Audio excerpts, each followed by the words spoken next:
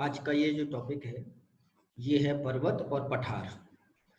यानी कि पर्वत कैसे बनते हैं, कितने प्रकार के होते हैं, और पठार कितने प्रकार के होते हैं, कैसे कैटेगराइज किया जाता है, दोनों में क्या डिफरेंस होता है, और दुनिया के प्रमुख पर्वत और प्रमुख पठार कौन कौन से हैं, इन सब के बारे में आज के इस लेक्चर में जानते हैं।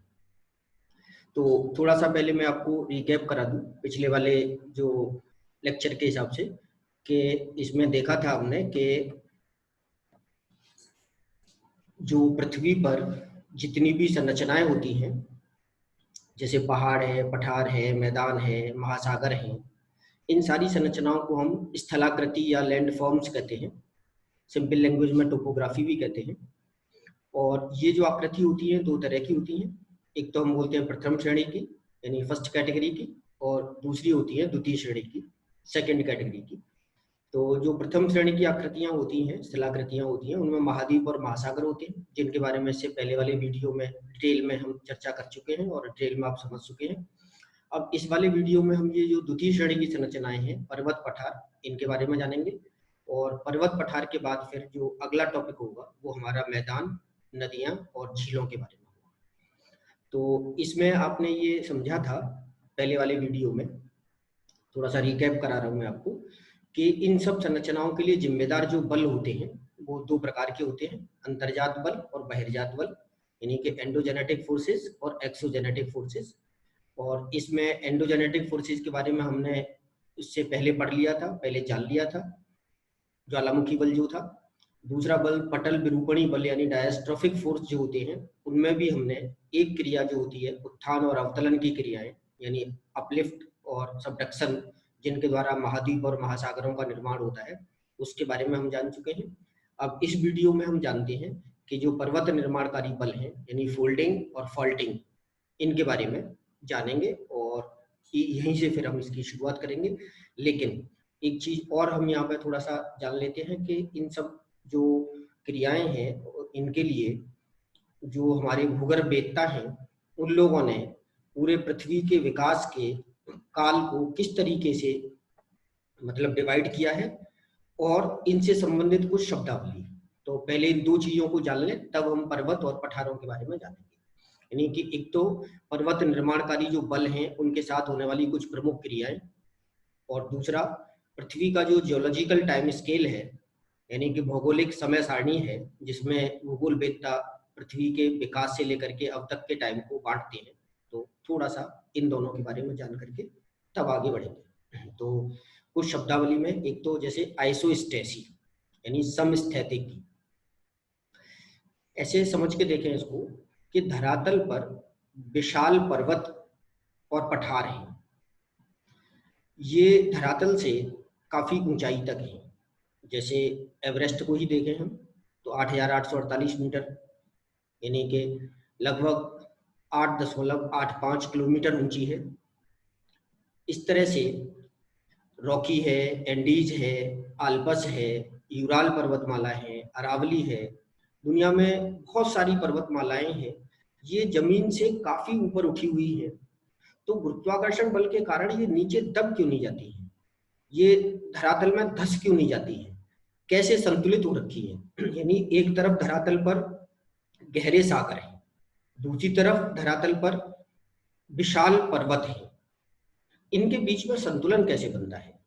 यानी पृथ्वी का गुरुत्वाकर्षण बल जो कि पहाड़ और पठार इनको अपने अंदर धंसा क्यों नहीं लेता, बस यही समझने के लिए आइसोस्टेसी यानी समस्थैतिकी हमारी मदद करता है।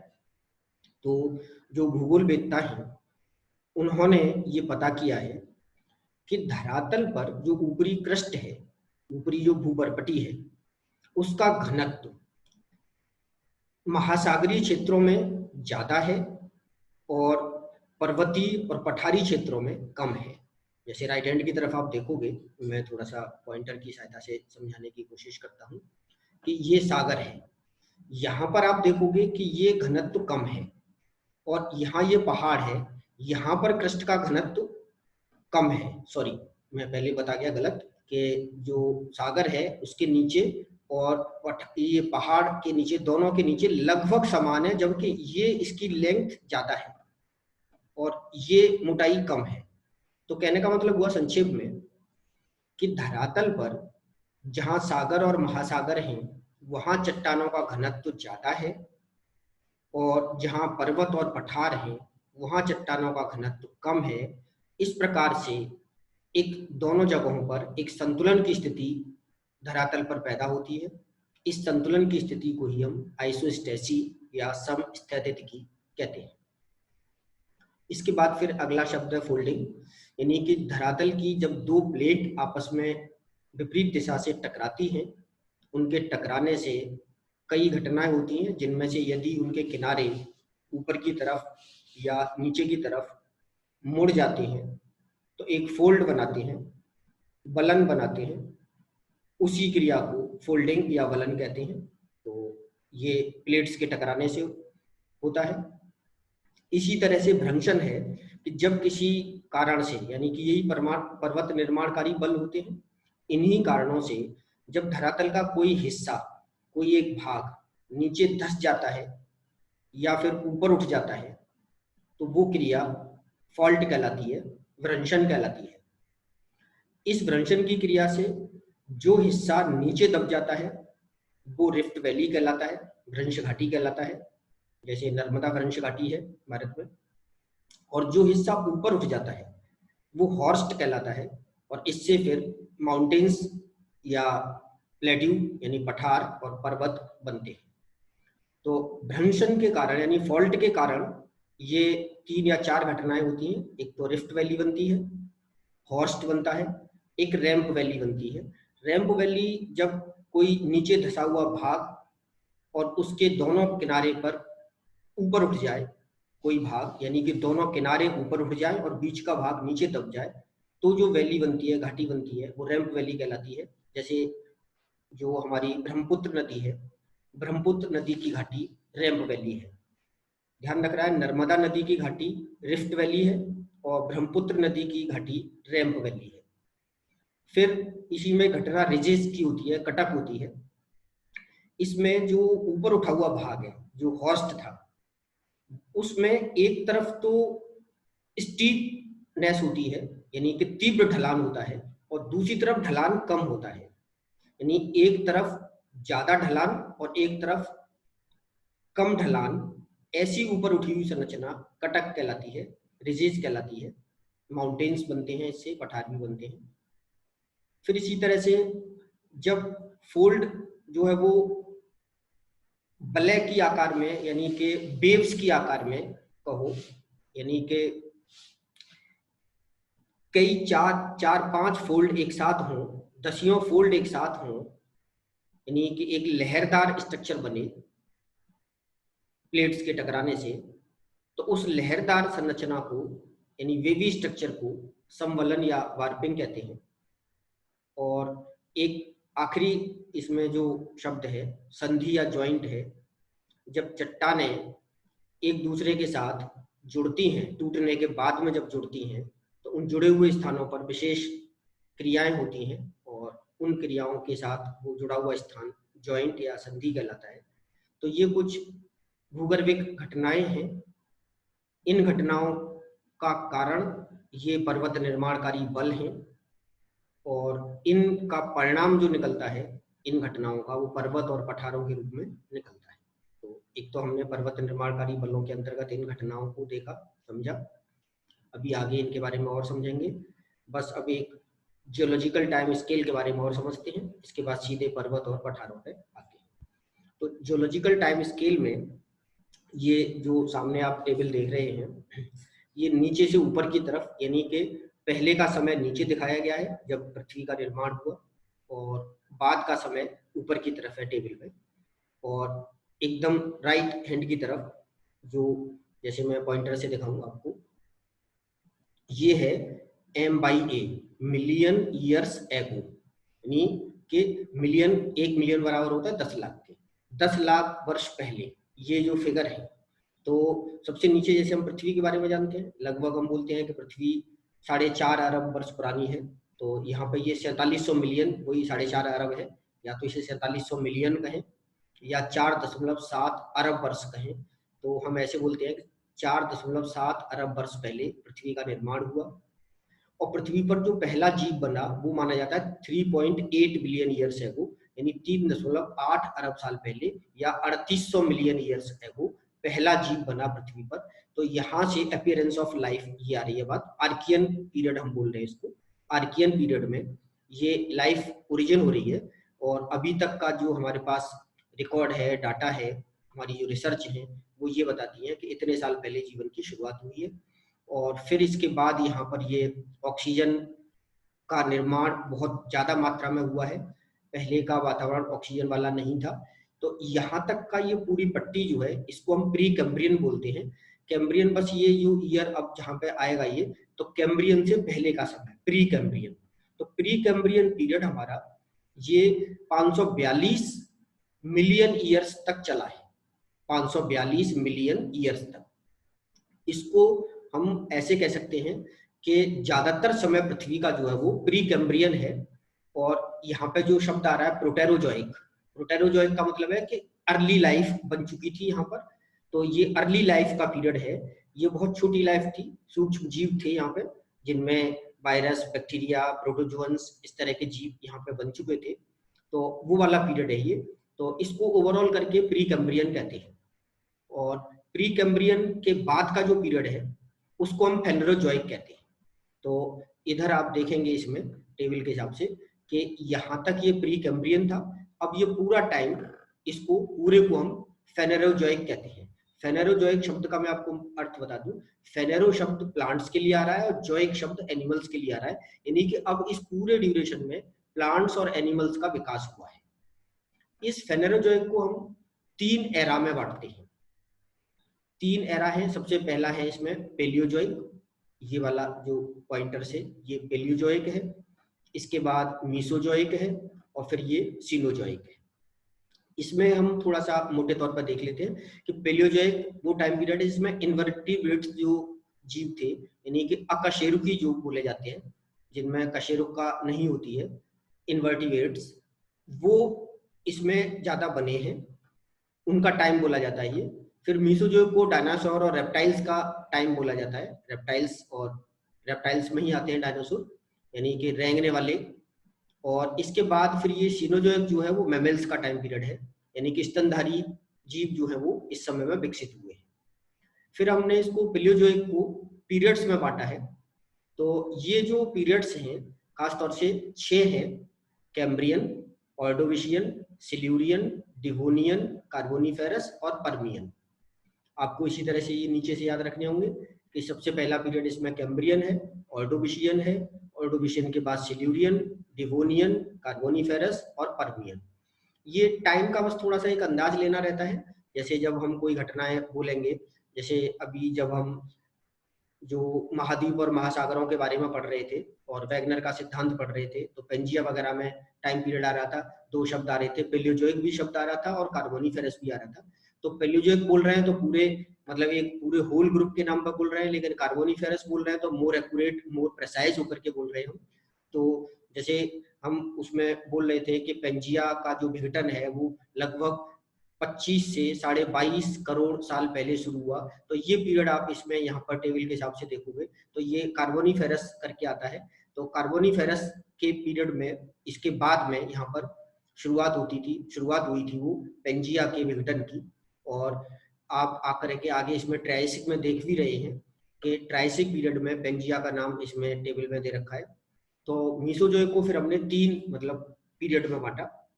पेलियोजोइक को 6 पीरियड में बांटा था, मीसोजोइक को 3 में बांटते हैं: ट्राइसिक, जुरासिक और क्रेटेशियस। ट्राइसिक में वही पेंजिया और पेंजिया का विघटन है। जुरासिक में अल्पस और हिमालय का निर्माण हुआ है। और क्रेटेशियस में पूरा साउथ अमेरिका और अफ्रीका का निर्माण हुआ है। ये जो घटनाएं आपने पहले देखी है प्लेट टेक्टोनिक्स में और वैगनर के सिद्धांत में, तो उसके साथ अगर मिलाकर के इसको देखोगे तो इस तरह से ये ट्राइसिक, जुरासिक और क्रेटेशियस आते हैं।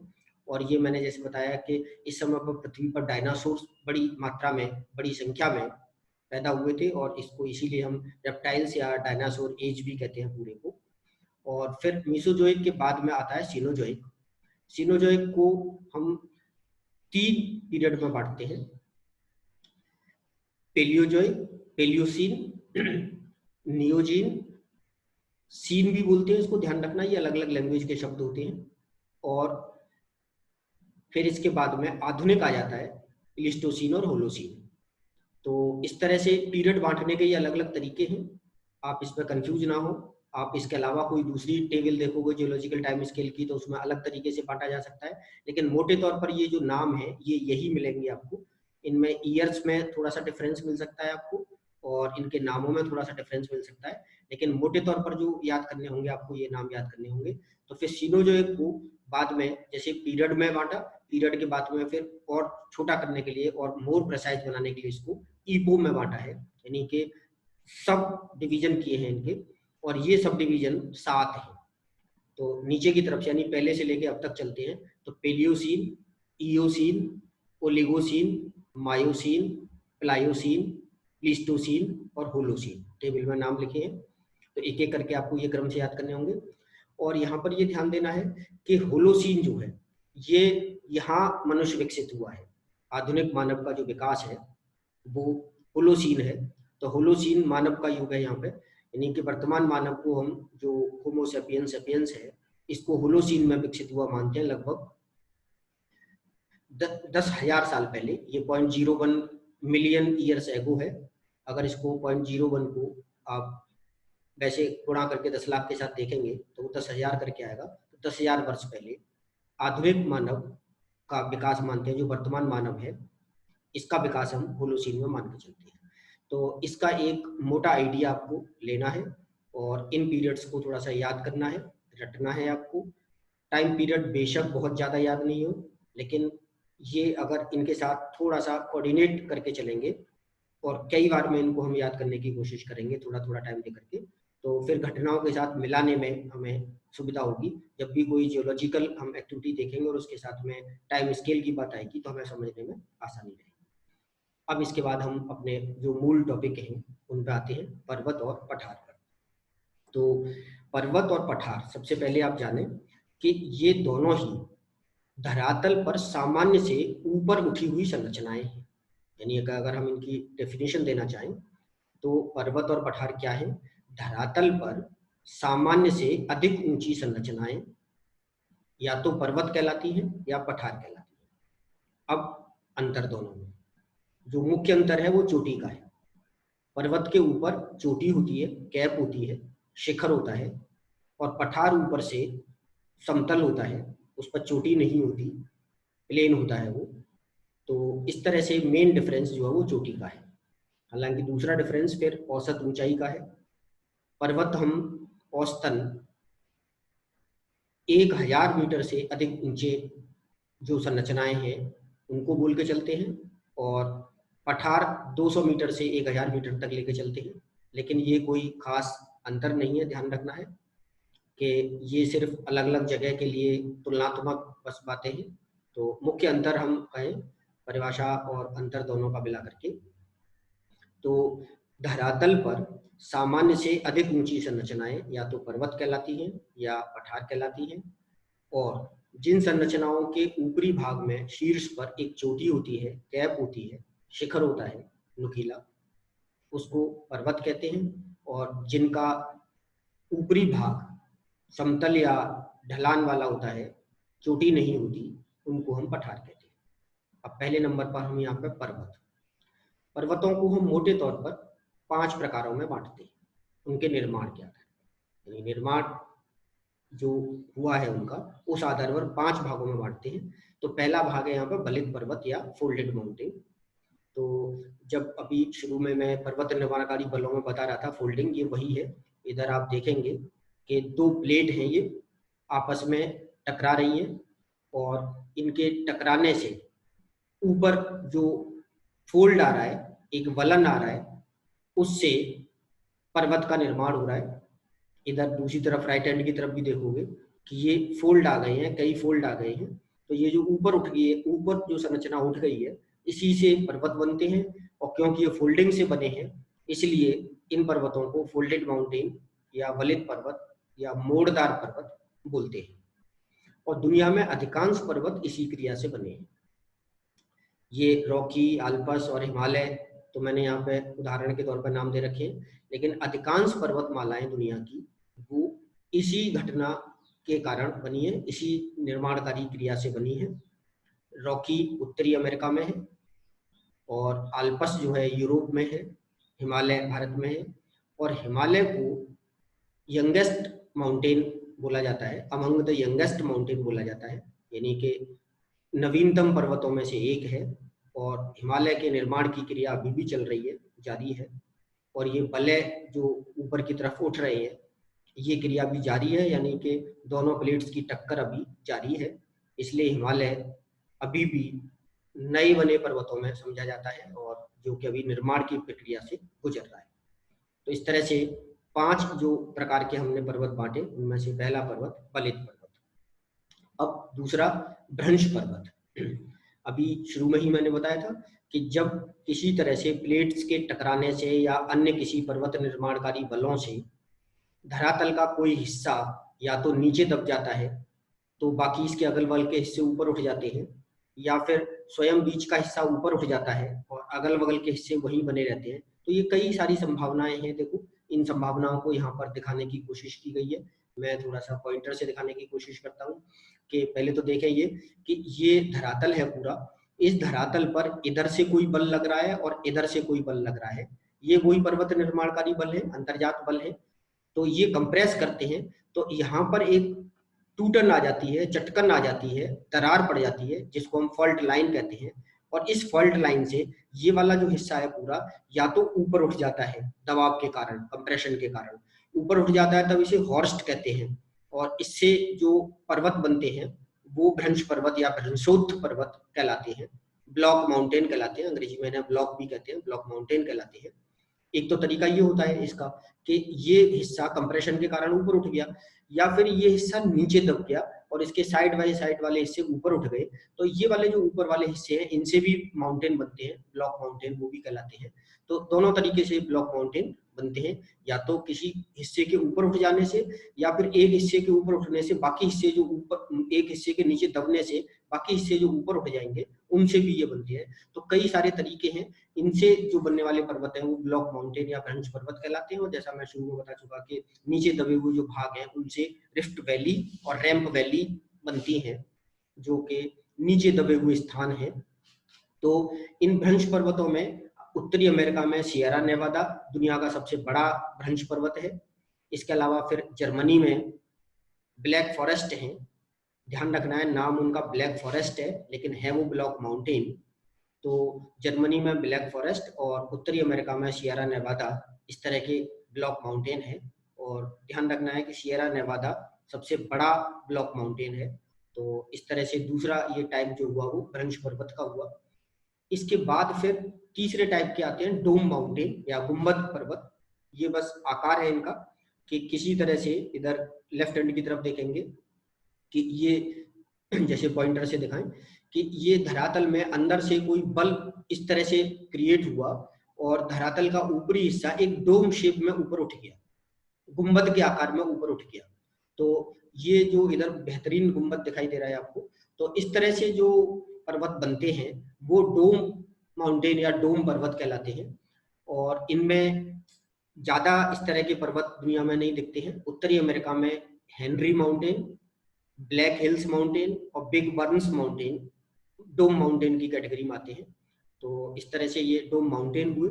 इसके बाद फिर माउंटेन ऑफ एक्यूमुलेशन बोलते हैं हम, और सरल एक कैटेगरी में हम इनको ज्वालामुखी पर्वत या वल्केनिक माउंटेन भी कहते हैं। और ये आसान है, नाम से ही समझ में आ रहा है कि ये ज्वालामुखी क्रिया के फलस्वरूप बनते हैं।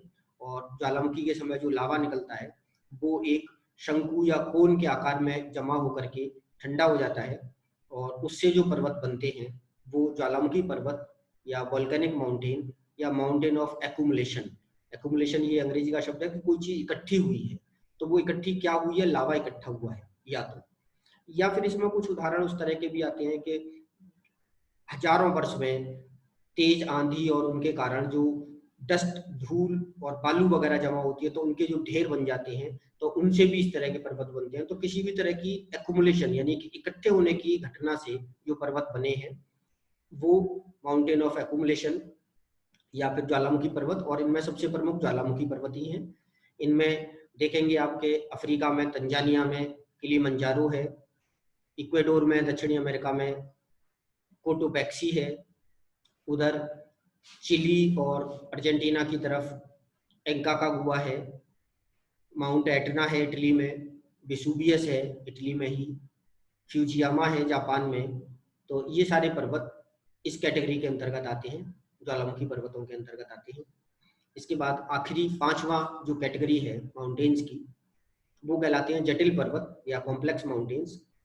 ये असल में इनका निर्माण कुछ जटिल प्रकार की चट्टानों से होता है, ये औरों से अलग है। बस चट्टानों में अपनी संरचना और अपने निर्माण के आधार पर कई सारे फैक्टर, कई सारे कारण जुड़ जाते हैं। कोई एक कारण नहीं होता, जैसे पहले हमने एक कारण देखे कि चट्टानों के जो प्लेट्स हैं उनके आपस में कन्वर्ज करने से, आपस में मिलने से किनारे ऊपर उठ गई, एक घटना हो गई। या फिर किसी प्लेट पर किसी कारण से कोई हिस्सा नीचे दब गया तो रिफ्ट वैली बन गई, कोई हिस्सा ऊपर उठ गया तो हॉर्स्ट बन गया। तो वो एक एक दो दो कारण थे जिनसे पर्वतों का निर्माण हुआ था। लेकिन यहाँ पर जो भौगोलिक घटनाएं हैं वो कई कई घटनाएं एक साथ होती हैं, तो वो उन घटनाओं को एक क्लियर कट नाम देना, एक अलग क्लियर नाम से पुकारना संभव नहीं रह जाता। इसलिए फिर इसको कॉम्प्लेक्स एक्टिविटी बोलते हैं, और इन्हीं कॉम्प्लेक्स एक्टिविटी के कारण बनने वाले पर्वतों को कॉम्प्लेक्स माउंटेन या जटिल पर्वत कहते हैं। तो ध्यान रखना है यहाँ पे, ये जटिल शब्द जो आ रहा है वो इनमें लगने वाली कई जटिलताओं के कारण है, कई क्रियाओं के कारण है, और इनकी संख्या भी गिनी चुनी है। तो सियरा नेवादा इसकी कैटेगरी में भी आता है, और व्हाइट माउंटेन है, व्हाइट पर्वत है अमेरिका में, वो इसके अंतर्गत आते हैं। ध्यान रखना है कि सियरा नेवादा एक बहुत बड़ी पर्वतमाला है, इसलिए हम सियरा नेवादा को जटिल पर्वत के उदाहरण में भी शामिल कर रहे हैं, और फिर उधर हमने ब्लॉक माउंटेन के उदाहरण में भी इसको शामिल किया था। तो कंफ्यूज करने की जरूरत नहीं है, ये दोनों के उदाहरणों में आता है, ये बड़ी मतलब श्रृंखला है। तो इस तरह से ये पर्वतों के बारे में हुआ। पर्वत कुल मिलाकर के जैसा मैंने अभी बताया कि 5 प्रकार के हुए। इन पांचों में आखिरी जो प्रकार बताया अभी, कॉम्प्लेक्स माउंटेन। अब एक तरीका, एक हम इसमें प्रकार और लेके चलते हैं पर्वतों का, वो छठा प्रकार नहीं है असल में, लेकिन नाम अलग देते हम, क्योंकि ये जो पांचों प्रकार के पर्वत हैं हजारों लाखों साल बाद जो कि बाह्य बल होते हैं पृथ्वी के, आंधी तूफान बर्फबारी, इनको हम बहिर्जात बल कहते हैं। इन बहिर्जात बलों के कारण ये ऊपर से घिसते रहते हैं, और इस तरह से एक नई कैटेगरी पर्वतों की बनती है। तो उसको हम नाम देके चलते हैं रेजिडुअल माउंटेन या अवशिष्ट पर्वत। तो अवशिष्ट पर्वत, ध्यान रखना है कि ये कोई अलग से पर्वत नहीं है, जो ऊपर ही आपने पढ़े हैं, पहले जो आपने पढ़े हैं पांचों प्रकार के पर्वत, उन्हीं पर्वतों का ऊपर से घिसाव होने लगता है, बहिर्जात बलों के कारण घिसाव होता है। यानी कि जो आंधी तूफान, बरसात, ग्लेशियर, बर्फबारी, बर्फ का पिघलना, या फिर जो जंगल है उनका कट जाना, डिन्यूडेशन हो जाना उनका, तो इन सब क्रियाओं से धीरे धीरे करके पर्वत ऊपर से घिसने लग जाते हैं। तो जब पर्वत घिसने लग जाते हैं, चाहे वो फिर किसी भी कैटेगरी का हो, उन घिसते हुए पर्वतों को फिर हम अवशिष्ट पर्वत या रेजिडुअल माउंटेन की कैटेगरी में लेके आते हैं। तो जैसे कुछ उदाहरण यहाँ पे दे रखे हैं, एप्लेशियन और ओजार्क, ये पर्वतमालाएं अमेरिका में है, उत्तरी अमेरिका में। अरावली है भारत में, विंध्याचल है, सतपुड़ा है, महादेव पहाड़ियां हैं, पश्चिमी घाट है, पारसनाथ है, ये सब इसी कैटेगरी में आती हैं रेजिडुअल माउंटेन में। और अरावली को दुनिया की सबसे प्राचीनतम पर्वतमालाओं में गिना जाता है, सबसे पुरानी पर्वतमालाओं में गिना जाता है। और ये काफी घट करके नीचे, मतलब इतना ज्यादा घिसाव इनमें हो गया है कि इनकी औसत ऊंचाई काफी कम रह गई है। और ये जो मैप दिखा रखा मैंने, इस मैप में थोड़ा लोकेशन है इनकी, ये तो हिमालय है, बाकी फिर आप देखोगे ये जो पॉइंटर के साथ मैं दिखा रहा हूँ ये अरावली है, इधर ये विंध्याचल और सतपुड़ा है, ये पूरा ये पश्चिमी घाट है, पश्चिमी घाट के साथ में ये यहीं पर पारसनाथ, महादेव और ये पहाड़ियां हैं। तो इस तरह से ये भारत का नक्शा जो है वो थोड़ा सा इनके बारे में हमें बता रहा है।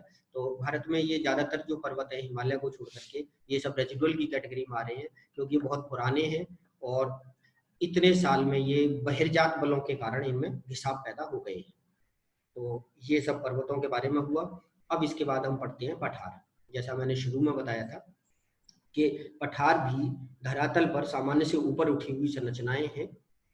बस अंतर जो था वो ये था कि ऊपर से ये चोटी नुमा नहीं होते। तो आप देखेंगे ये दोनों जो फिगर हैं यहाँ पर दिख रहे हैं, इन पे ये ऊपर से उठे हुए हैं, लेकिन ऊपर देखोगे चोटी नहीं है दोनों में। तो इस तरह की संरचनाओं को हम पठार कहते हैं। और ये पहाड़ों की अपेक्षा इनकी ऊंचाई कम होती है।